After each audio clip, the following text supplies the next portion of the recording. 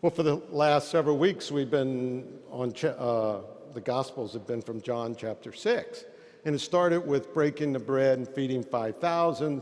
And then Jesus, next week, we hear that Jesus says, He is the bread of life. And, it builds up to today, where He tells us, hey, you have to eat my flesh and drink my blood. And we heard the Jews started quarreling. Why? Because they didn't understand. They just didn't understand. They heard the words and they could repeat the words, but they didn't understand what it meant. And then we hear in Proverbs, in our first reading, where we're called to advance the way of understanding.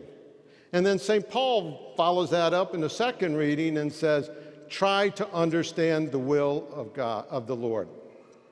So that's what we're called to do, is to understand. And that's different. You can know a lot about something and understand very little. And if you want a picture of that, picture this. The Pharisees who knew a lot and Jesus who understood everything. Like night and day, right? See, when we understand something, we understand, we can grab better hold of the meaning and the significance of what we hear, and we can explain it in different ways and in different contexts, and we see how it plays here and how it plays there. And when we truly understand something well, we can explain it in different ways. And that's what allowed Jesus, with his perfect understanding, to be able to give us parables that are so packed with meaning that we see different things at different times depending on where we are.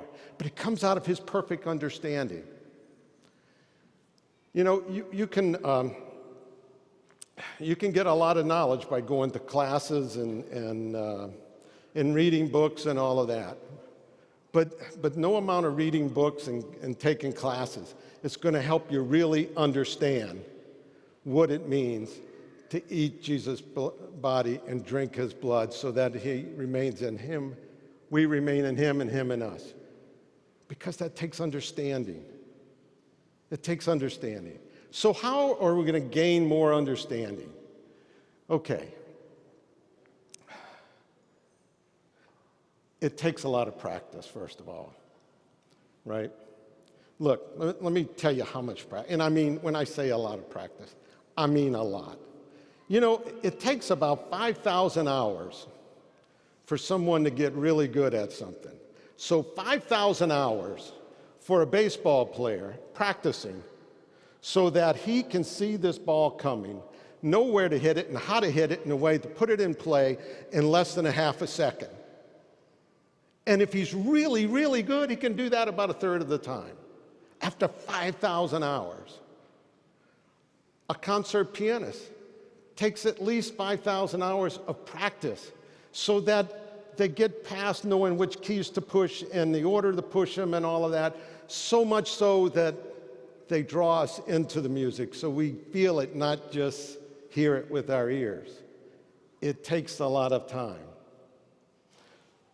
So what can we do if we want to better understand what it means to eat Jesus' body and drink his blood so that he has life in us?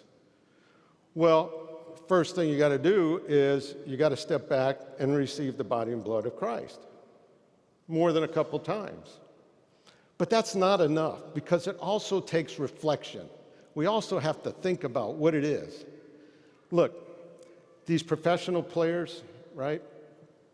Like the baseball player, like the musician, like Simone Biles. By the way, Simone Biles, she forgot how long it took. She was way past 5,000 hours to get that good. So here we are. We have to step back and reflect. Now, how do we do that? Well, we do that whenever we do an examination of conscience when we're getting ready to go to confession. We do that when if you're doing an examen before you're going to bed at night.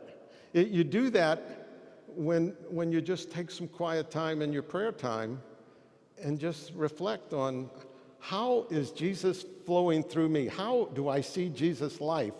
How do I see me living the life that Jesus lived? And how do I compare it to Jesus? Right? Now, when we do that, we're not going to see that we're perfect. We'll see what we're missing. We'll see what we're missing. And that's what we need, right? We need to see that. We'll see where had some success, but we'll also see where we're missing. So I have some bad news and some good news for you. Now, I'm sure y'all want to hear the good news, but you're going to have to wait. Here's the bad news. All right. To get the equivalent of 5,000 hours for that baseball player or musician we talked about, if you come to Mass once a week for 1 hour, and that's it, that 5,000 hours will take you 100 years. Now, we might have some newborns in here who might reach that, but most of us won't. But we can sweeten that deal. We can shorten it considerably if we take 30 minutes a day and pray and reflect. And that takes that, here it is, that takes that 100 years and drops it down to 11. All right, who's signing up for 11 years? You know, most of us won't. We can say it, but really most of it's not going to work for 11 years. But here's the good news. Here is the good news. You take that, you do that 30 minutes a day, and you reflect on and all of that. And what you're going to see is your life is becoming more and more like Jesus lived his life. You're going to see his life flowing through you more and more. You don't have to wait 11 years. You start seeing it sooner. So soon that it can be like someone who attended an Acts retreat, which, by the way, there's sign up for the women's Acts retreat and soon men's Acts retreat. But this guy, first time, he was on an Acts retreat.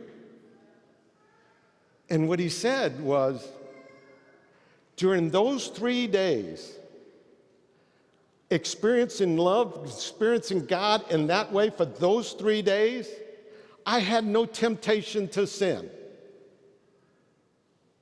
It didn't take him 11 years. Can you imagine 10 years from now what his life's going to be like? What our life's going to be like? Amen?